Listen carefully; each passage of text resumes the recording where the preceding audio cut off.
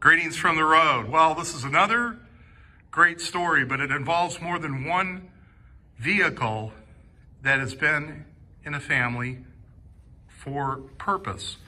And it's been respected and loved.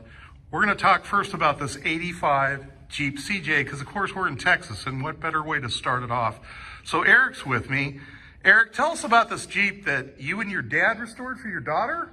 All three generations Okay. restored it together.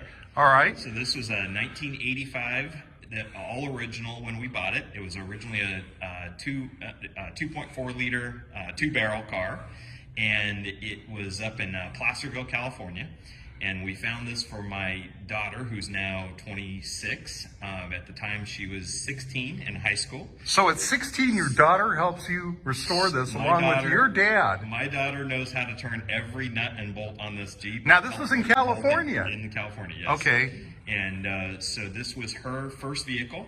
And we dropped the motor out, put in a 1994 fuel-injected 6-cylinder.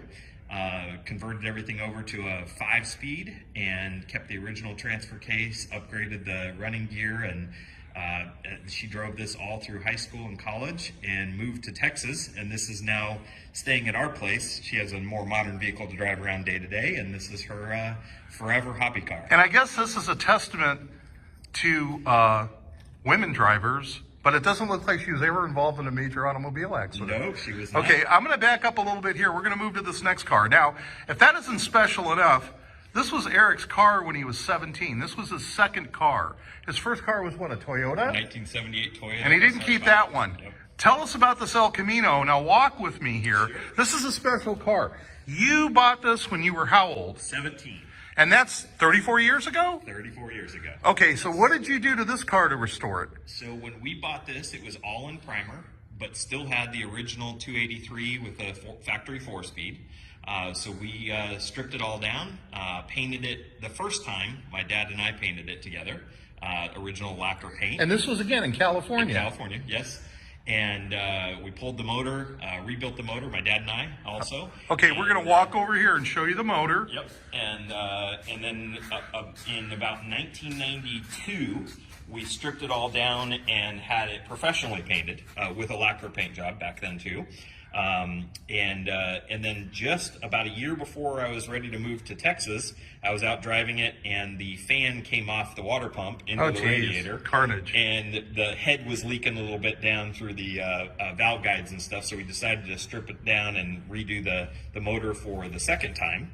And so this time around, though, I went with a little bit of upgrades, Edelbrock heads, and new. So you got to finish this off. Yeah, this is almost get back to the point where I can now work on it inside the shop that we just recently built to be able to do all this. So. Okay, so you got two vehicles here in one family, folks. Yes. Both owned for a period of time that's significant.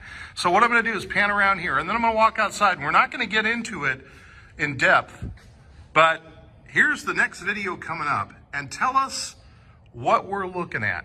So we're looking at a 1950 Ford that my dad traded a paint job for when I was about 14 at the time. And we're going to stop there because what follows is remarkable, but it's on the next video and you got to watch that. So everybody, be safe, take your time, arrive alive wherever you're going. That's it for me. We're going to get into the next video. Intro. I'm gonna split it up. Okay, so we're gonna talk here, and the same thing, talk real loud. Yep. And we're gonna start all over again. Okay.